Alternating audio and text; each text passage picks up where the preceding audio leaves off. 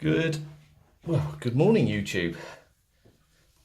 It's 9 o'clock in the morning. I have the house to myself, so I thought I would do a quick video. Another overview of the Sega Saturn magazine. So this is issue 14, December 96. Recently picked this up. Got a bundle of Sega Saturn magazines from eBay about a month or so ago. And this is actually the earliest one I've got, so it was also the one of two that I needed, and generally it's cheaper just to buy them in bulk and move the other ones on. But yeah, as you can see, it's pretty tatty. Looks like it's been well used, well loved. Certainly had a good going over this one, but it's still readable. Obviously bear in mind it's 23 years old, the magazine, so it's nice that it's gone to a good home, but yeah, I'm sure no doubt I'll probably replace it at some point. So yeah, so we've got obviously Christmas Nights, Virtual Cop 2, Daytona, and new Quake news. So the first page is actually a PlayStation advert for Crash Bandicoot.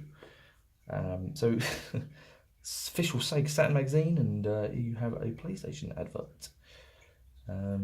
But yeah, this was obviously very Sony PlayStation-esque of the day, isn't it? Do not underestimate the power of PlayStation. It's a bit ripped off there, but yeah, this is obviously an advert for Crash Bandicoot, and you know, you've got a petition from the local neighbourhood against this chap who's engrossed in Crash Bandicoot, and that was the whole sort of PlayStation advertising back in the day, where it was, you know, it would take over your life. It was, you know, it would change you as a person. It was beyond what your brain could kind of comprehend. It was very clever, you know. Whereas I think Sega and Nintendo were focused on the games, the PlayStation was very, advertising was very, how would you say, it's very beyond that. It kind of gave an aura of something else rather than gaming, really. So first proper page, you've got a demo CD for next month. Normally, what's the normal price? £2.50, £2.75, £3.99. So an increase of £2, £1, whatever, 24. And yeah, so you've got Fighting Vipers, Virtual On, Worldwide Soccer, Tomb Raider. So the contents: cover story, Virtual Cop, great game.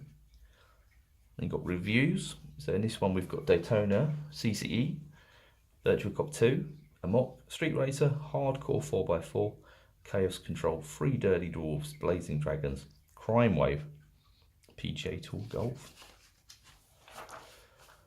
Quake.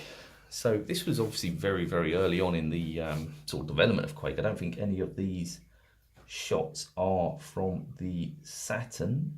Doesn't appear so. But the Saturn port is very good for what it is. So the charts. This was back in the days when the staff writers used to have sort of their own personalities within the magazine. Don't really get that nowadays. You know, there'll be these sort of wacky kind of characters. Breakpoint, and more adverts for spots in the charts. So Exhumed is number 1. Worldwide Soccer, not Adidas Power Soccer. That's a PlayStation game that unfortunately never come out on Saturn. I say unfortunately, I don't think it was really missed. Tempest 2000, that did come out. Retro games have definitely come in vogue. It's funny reading a Saturn magazine, which is obviously considered retro. And obviously they were discussing, you know, Ataris and stuff. Madden on Saturn. Grid Run. Crazy Ivan. Never played this one.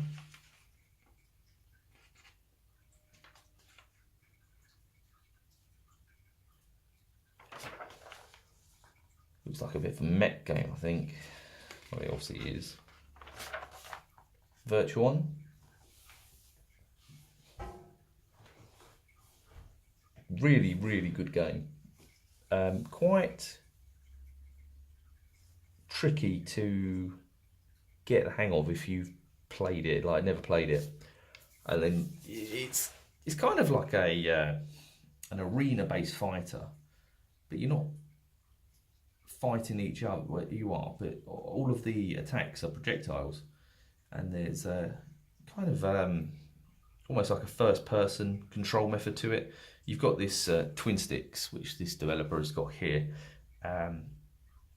Strangely, on Yakuza Kiwami 2 on PlayStation 4, they've actually got the arcade version as a sort of mini game, and you can kind of control it similar to the dual sticks with the dual analog, but it does take a bit of getting used to. I'm more familiar with the Saturn control scheme, where you effectively use the D-pad to control your character, and use the right and left triggers to turn left and right. I'm sure the dual sticks is much more accurate, but it does take a little bit of getting used to.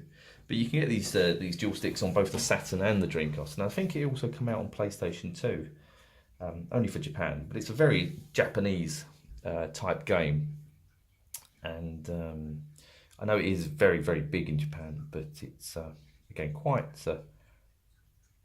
a unique kind of title, and really, really good fun if you can get the hang of it. But again, this magazine was really pulling out all the stops. You know, they had the exclusive interviews with, you know, all of the in-house Sega developers.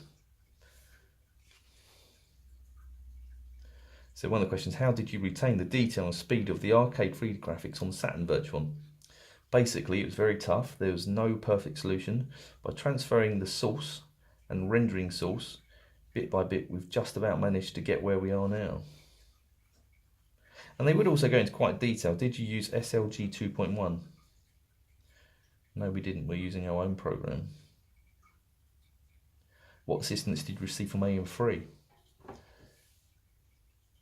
I gave them the complete arcade program source and all of the model data and motion data for robot characters.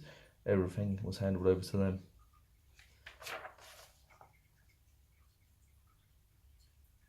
Okay, there is obviously quite a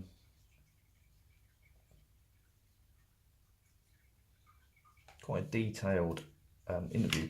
Again, if you're a bit of a Sega aficionado, it's quite interesting reading these you know, these interviews from a sort of lost time, really.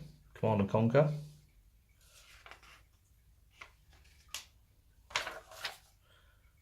Tetris Plus. Your Street Racer. It's a Game Boy, Mega Drive, Saturn, PlayStation. I used to have this back on the Mega Drive. Very, very different. It was obviously on the SNES as well, and the SNES version was mode 7. But obviously where the Mega Drive was more like a typical sort of 16-bit racer, kind of like a Super Monaco Grand Prix. But it was quite interesting. They're both very different games, but good fun, kind of like Mario Kart alternatives. And they're one of the better Mario Kart alternatives. Ubisoft, back when they were quite a smaller developer, really, weren't they? Now they're a bit of a juggernaut. Mighty Hits. This was a PAL. It didn't come out in the US, I know that. It came out in Japan and Europe. Bit of a strange one. It's a light gun game, and it's kind of similar to Point Blank, I would say. Probably one of the better Saturn shooters. That'd be cool. So you've got remixed and themed Sega Saturn game music in various club styles with top DJs and producers. Never seen that before. I would imagine that would probably go for a fair penny, to be honest. Might be wrong. Might not be worth 2 bob. But yeah, it's not really something I've ever seen before, to be fair. Sega presents Club Saturn. Incredible Hulk. Not a great game. Breakpoint. I think it's pretty forgettable, to be fair. Blast Chamber. I did have this quite a few years ago. It's quite a cheap game. It seems like a sort of speedball type game or a Smash TV. It's that kind of Running Man sort of apocalypse kind of game show-esque sort of style. But I couldn't necessarily get the hang of it. Letters.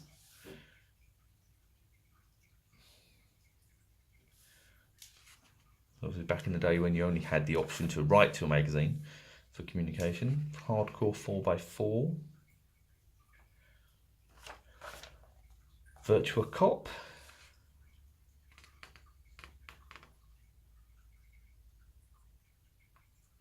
Said it before, but I think this is one of the best Model 2 conversions on the Saturn.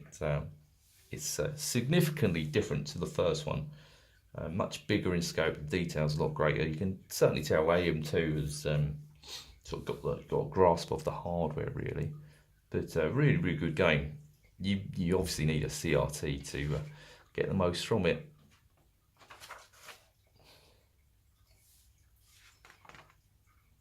Obviously magazines back in the day used to fill out these features with 8 to 10 pages of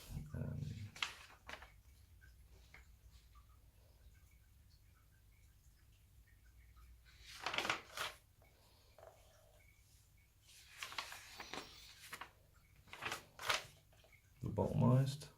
So again, more interviews with lobotomy software. Any sort of Saturn fan will be familiar with lobotomy. I think they're covering a lot of the same things that's been covered in terms of how they managed to get the performance out and how they managed to do this and do that. And Christmas nights,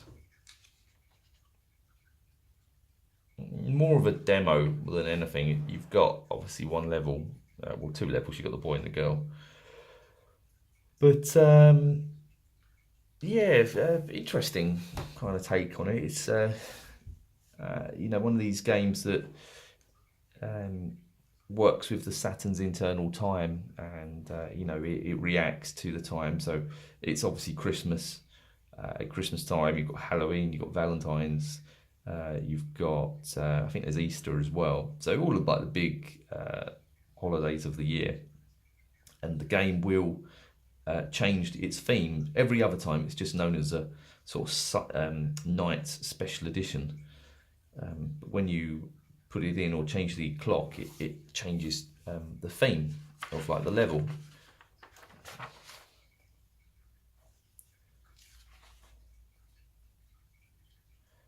So this is obviously talking about how much Saturns were, and it looks like it's giving you a general overview of what the prices were.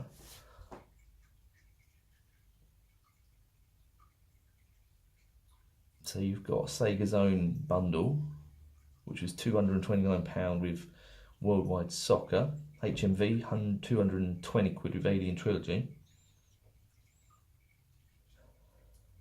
Dixon's Curries, so you've got quite a few different deals there. 230 quid Sega Rally Loaded, 250 quid Sega Rally Virtua Fighter 2 and Wipeout.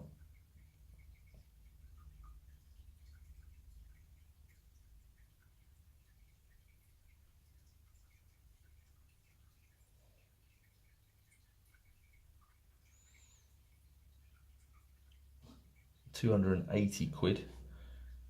You've got Sega Rally Virtua Fighter 2 and Wipeout, and the arcade steering wheel. To be fair, the wheel was not great.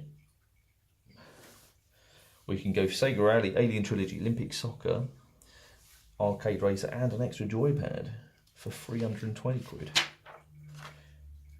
I'm not going to go for all of them. Electronics Boutique, 250 quid, Virtua Fighter 2 and Sega Rally. Toys R Us, £200.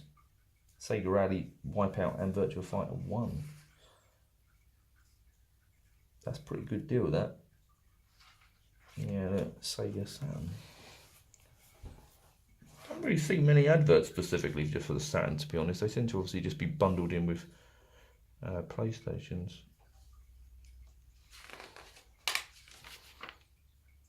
Fresh Sega Saturn in box. Daytona CCE. Again, another sort of feature where they're really filling out the pages of. To be fair, I mean, they've done quite well. They go into real detail about how you can. A lot of it is artwork, isn't it? And how you can sort of fill it out with more information about a car, racing game which has got 4 or 5 tracks in it. A bit tricky, really. So, coming to the more interesting part, you've got the reviews. Obviously, virtual copies 95%. Another classic AM2 release, defying the so-called limitations of the Saturn. Virtual Cop 2 is absolutely stunning and simply must be bought. To be fair, I mean, it really is a great game, and again, I do generally think it was only Sega that, to a degree, could really get the best performance out of the system, and when it did sing, it was comparable to anything on the generation, really. It was just obviously third-party games that looked like a dog's dinner, but yeah. Obviously, Yu Suzuki even said that there's only 1 in 100 developers who could get the most out of the Saturn, which kind of says it all, really. But yeah, really good game. Daytona, so effectively Daytona CCE, 90%. Not the version of Daytona the Saturn deserves, not at all. Get over the disappointment, enjoy the CS team have produced. Graphically excellent, fine playing racing game, far superior to the average racing game. So yeah, the thing with this one is that the handling's a bit different to the thing with the original. Was that yeah, it was really choppy. There's a lot of pop up and it don't look great, but the actual handling is quite authentic to the arcade. But with the sequel, they kind of screw up the handling a little bit. It just doesn't feel quite as tight. So it's a bit of a shame. A mock, not played this one. 90% no. Street Racer, not quite the classic that Mario Kart was, but Street Racer remains very playable and challenging, especially for multiplayer fun. Yeah, it's kind of a bit of a strange one. It's kind of a bit of a Mode 7 with polygons. I think it's very similar to the PlayStation as well, and you've also got sprites in there as well. Hardcore 4x4, not a great game, not a terrible game, but it really sort of chugs along. It's one of these early kind of 32-bit games that hasn't aged very well. Chaos Control, not overly familiar with it. Oh yeah, I think I see this on one of Sega Lord X's videos, and I think it's obviously just like an on-rail shooter, but it's pretty dire.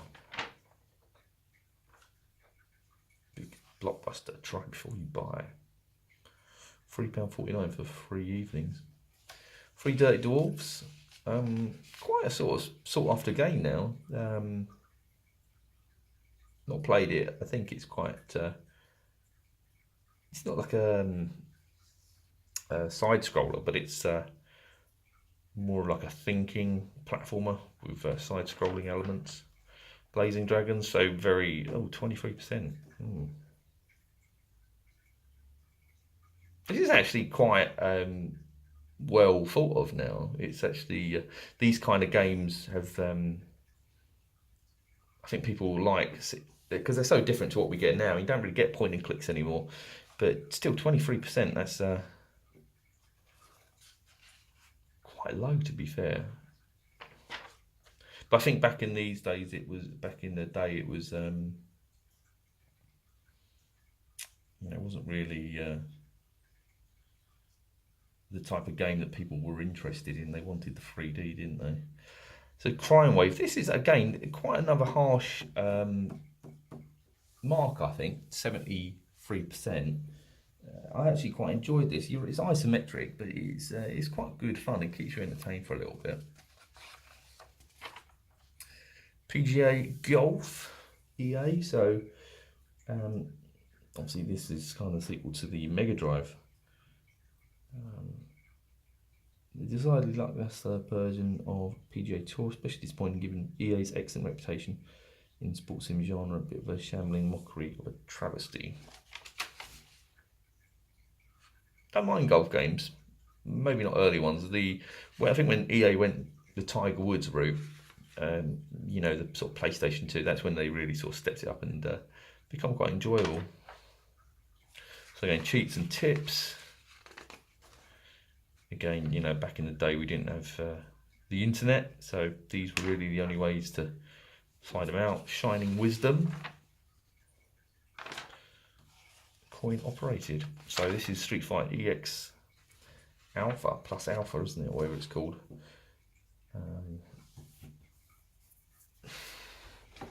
Didn't really last very long, did it? This sort of come out, and then they went back to 2D with Street Fighter 3. And it was only when Street Fighter 4 come along, so obviously what, 2 generations later, they really sort of went full 3D. But I only ever played this very, very briefly, and it was years ago. And obviously it's not as fluid or as quick as the 2D attempts. Didn't come out on Saturn though. Come out on PlayStation. Bit of a strange one because they were obviously well behind the Saturn. Do they actually say in another interview?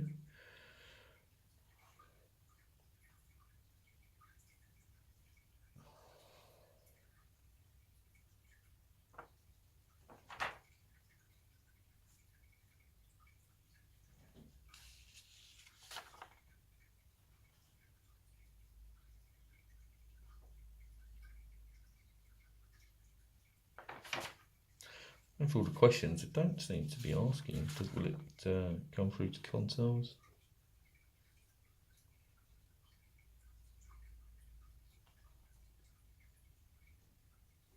No, not really. So out now, Tomb Raider Game of the Month. Films and CDs. Oh wow, Pet Shop Boys.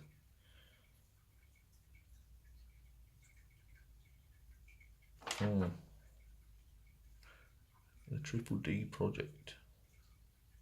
Alright, so yeah, we'll leave it at that. So, Fighting Vipers, only on Sega Saturn. Right, so I'll leave it at that. Chaps, that was issue 14 of the Sega Saturn magazine. Thanks for watching. Take care.